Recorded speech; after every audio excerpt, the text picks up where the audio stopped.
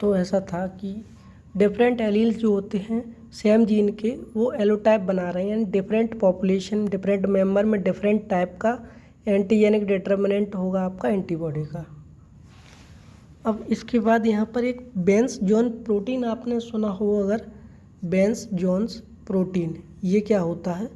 देखो बेंस John protein क्या है, इसमें ये मल्टीपल माइलोमा में देखने को मिलता है। हमें पहले तो मल्टीपल माइलोमा में देखने को मिलता है, और इसमें जो न्यूप्लास्टिक सेल यानी कि जो प्लाज्मा सेल होती हैं, कैंसरस प्लाज्मा सेल, वो क्या करती हैं कि ज़्यादा प्रोडक्शन करती हैं लाइट चेन का, तो इनक्रीज हो जाता है लाइट चेन का प्रोडक्शन, और इन्हीं को हम बोलते हैं क्या, लाइट चेन को प्रोडक्शन को बोल के, लाइट चेन क्या है, बेंस जॉन प्रोटीन बोल रहे हैं लाइट चेन को हम, तो जो लाइट चेन है उन्हीं को हम बेंस जॉन्स प्रोटीन बोल रहे हैं। और ये बॉडी में उसके में एक्यूमुलेट होने लगती हैं, किडनी में जब जाती हैं तो वहाँ पे भी एक्यूमुलेट होने लगती हैं। इनकी एक प्रॉपर्टी यूनिक है जो आपको ध्यान रखनी है कि ये 50 डिग्री पे कोगुलेट होती हैं। तो ये जो है बेंस जॉन जो होती हैं ये कोगुलेट होती हैं 50 डिग्री सेल्सियस पे, और वापस से जो आपकी रीडिजॉल्व हो जाती हैं 70 डिग्री सेल्सियस पे। तो ये एक इम्पॉर्टेंट चीज़ आपको ध्यान रखनी है। इसके अलावा कुछ और डिफरेंट एबनॉर्मल इम्यूनोग्लोबिन आपको बॉडी में मिल सकती हैं, जैसे ये लाइट चेन डिसीज भी बोलते हैं इसको, एक बेंस जॉन प्रोटीन को आप लाइट चेन डिसीज भी बोलते हैं, क्योंकि इसमें लाइट चेन का प्रोडक्शन बढ़ गया है। एक ऐसे ही हैवी चेन डिसीज होती है जिसमें हैवी चेन का एक्सेसिव प्रोडक्ट होता है, जो प्रोडक्शन है वो हो जाता है। एक होता है हमारे पास वॉल्डेनस्ट्रॉम मैक्रोग्लोबुलिनीमिया, इसमें बी सेल लिम्फोमा होता है जो कि एक्सिस IgM बनाता है। तो आपको इसका नाम अगर याद रह जाए तो नाम आप इसका याद रख लें, मैं यहाँ पे लिख देता हूँ। तो लिम्फोमा जो होता है उससे IgM का प्रोडक्शन बढ़ जाता है। इसके बाद एक एंटीबॉडी मतलब एक खास चीज़ है यहाँ पर मोनोक्लोनल एंटीबॉडी के नाम से, मोनोक्लोनल एंटीबॉडी। अब इसका नाम देखो, मोनो यानी कि सिंगल, क्लोनल यानी कि क्लोन, तो जो सिंगल क्लोन से बनी होती है यानी सिंगल टाइप की सेल से बनी होती है एंटीबॉडी, उसको हम बोलते हैं मोनोक्लोनल एंटीबॉडी। तो मोनोक्लोनल यानी कि सिंगल क्लोन से बनी हुई जो एंटीबॉडी होती है उसको हम एंटीबॉडी बोलते हैं, मोनोक्लोनल।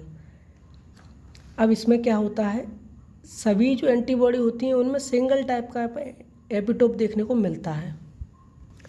अब इसका प्रोडक्शन देख लेते हैं। मोनोक्लोनल के लिए प्रोडक्शन के लिए यहाँ पे एक टेक्निक है हाइब्रिडोमा टेक्निक। देखो हाइब्रिडोमा यानी कि हाइब्रिड बन रहा है, ओमा यानी कि कहीं ना कहीं ट्यूमर के साथ बन रहा है हाइब्रिड, तो हाइब्रिडोमा टेक्निक से होता है। इसका प्रिंसिपल क्या है, मतलब किस तरीके से हमने जो है बनाया है, कैसे ये काम करता है, प्रिंसिपल क्या है। देखो प्रिंसिपल में हमने क्या किया है कि हमने एक चीज़ देखी कि प्लाज्मा सेल है, उससे हम क्या करें, एक कोई प्लाज्मा सेल है, इसके पास क्या है, एक सिंगल एपिटोप है, मतलब किसी एक एंटीजन से हमने इसका सामना करा दिया, और अब इसमें एक प्रॉब्लम क्या है कि ये एंटीबॉडी बनाएगा, ठीक है, बट ये मर जाएगा कुछ दिन बाद। लाइफ इनकी जो होती है प्लाज्मा सेल की ज़्यादा नहीं होती, तो हमने इसको क्या किया, एक इमोर्टल सेल। अब इमोर्टल सेल कौन सी होती है भैया, इमोर्टल सेल का मतलब है कोई माइलोमा सेल या कोई कैंसरस सेल, ये डिवाइड करती रहती हैं। तो इससे हमने क्या किया, इनका फ्यूजन कराया, तो इन दोनों के फ्यूजन से क्या बना, एक हाइब्रिडोमा बन गया। अब देखो क्योंकि इसमें इसकी प्रॉपर्टी है माइलोमा की, तो ये डिवाइड करता रहेगा, और इसकी प्रॉपर्टी प्लाज्मा सेल की, तो ये एंटीबॉडी बनाता रहेगा हमारे लिए। तो सिंगल टाइप की एक एंटीबॉडी हमारे लिए बनती रहेगी।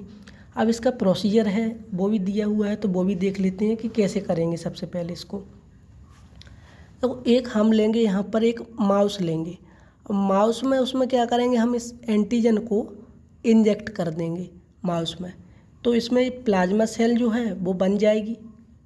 वहाँ पे एनकाउंटर हुआ तो एंटीजन से प्लाज्मा सेल बनेगी। तो जो इसकी स्प्लीन है उससे हम इसको निकाल लेंगे। अब इसमें एक चीज़ थोड़ी सी बता रहा हूँ मैं, आपको याद रखना है, थोड़ी देर में क्लियर भी हो जाएगा ये, कि ये जो प्लाज्मा सेल निकाली है ना, ये HGPRT पॉजिटिव होती है। अब ये क्या है, इसके बारे में अभी थोड़ी देर में बात करते हैं। HGPRT पॉजिटिव का मतलब क्या होता है। इसके साथ में हमने क्या किया कि एक माइलोमा सेल कल्चर, जो माइलोमा सेल कल्चर है उससे हमने माइलोमा सेल कुछ निकाली, और ये जो माइलोमा सेल है ये HGPRT नेगेटिव है। अब ये आपने सोचा कि नहीं, पता नहीं माइलोमा सेल क्यों ले रहे हैं, क्योंकि ये कैंसरस बी सेल होती है, वही प्लाज्मा सेल बनाएगी आगे जा कर के, इसलिए प्लाज्मा सेल का हम फ्यूजन करा रहे हैं। अब इनका हमने क्या कराया, फ्यूजन कराया। तो देखो इनका हम फ्यूजन कराएंगे किसके अंदर, ये फ्यूजन हमने कराया है पॉलीइथाइलिन ग्लाइकोल ब्रोथ यानी कि लिक्विड सॉल्यूशन में इनका फ्यूजन कराया।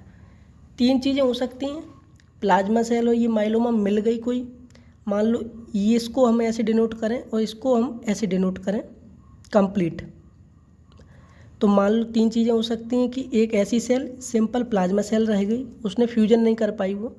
दूसरी ये पॉसिबिलिटी है कि फ्यूजन हो गया,